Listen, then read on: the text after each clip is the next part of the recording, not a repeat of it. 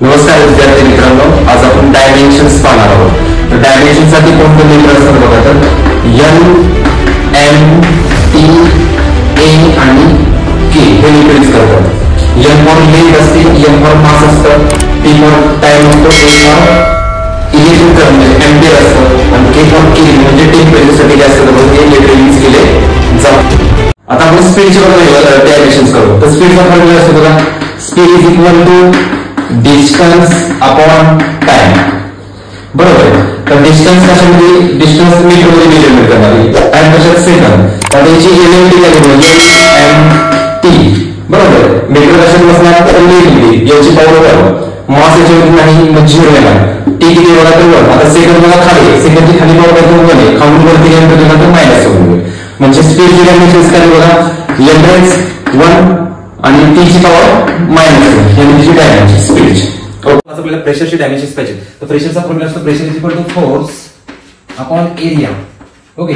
तर फोर्सचा फॉर्म्युला तो mass into acceleration, okay. Area हा असा लिहिला, त्याच्यानंतर मास म्हणजे काय येणार आहे तर एस युनिट केजी येणार आहे, त्याच्यानंतर एक्सेलरेशन मीटर पर सेकंडचा स्क्वेअर येणार आहे, एरिया काय येणार आहे तर मीटर स्क्वेअर येणार आहे, त्याच्यानंतर is equal to KG into M, हा एस खाली उतरला, M square into S square झाला, इथला एम ला इथला एम कॅन्सल झाला, आणि फायनल काय बघा KG into KG upon M, इथला एम कॅन्सल झाला अपॉन एस स्क्वेअर। आता याची आपण डायमेन्शन्स इकडे देऊ बघा, एल एम टी, केजी कशा दिली बघा तर मास मध्ये किती 1 आहे, म्हणजे एम ची पॉवर 1 आली, एम फॉर काय तर मीटर आहे, मीटर खाली काय म्हणजे पॉवर किती 1 आहे, खालून वरतीनंतर -1, त्याच्यानंतर एस काय होतं 2, याची पॉवर 2 टाइम मध्ये बसेल, तर खाली पॉवर काय प्लस आहे, खालून वरतीनंतर बघा तर -2, म्हणजे प्रेशरच्या डायमेन्शन याची पॉवर 1, याची पॉवर एल ची पॉवर -1, एम ची पॉवर 1 आणि टी ची पॉवर -2, हे कशाच्या डायमेन्शन झाल्याबद्दल प्रेशरच्या, ओके।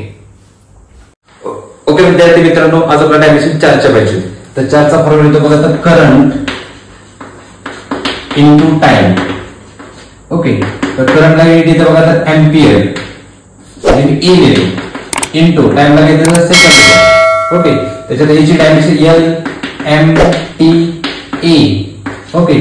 आता करंट असल्यामुळे ए घेतलेलं आहे, त्याच्यानंतर इथं लेंथ आहे का नाही तर त्याच्यात 0 आला, मास आहे का नाही तर एम ची पॉवर 0 आला, टाइम आहे तर टाइम किती एस आहे 1 आणि ए फॉर एम्पियर, एम्पियर करंटची युनिट घ्यायचं बघा तर एम्पियर येतं, किती येणार आहे 1। करंटची डायमेन्शन्स काय आले, टी ची पॉवर 1 आणि ए ची पॉवर 1, ओके। ह्या डायमेन्शन्स कुणाच्या आल्या बघा तर चार्जच्या आल्या, ओके। डायमेन्शन्स पाहिजे बघा, तर डेन्सिटीचा फॉर्म्युला येतो बघा, density is equal to mass upon volume, बरोबर। ह्या त्याचा फॉर्म्युला मास म्हणजे काय नाही बघा तर म्हणजे काय नाही तर मीटर क्यूब, ओके।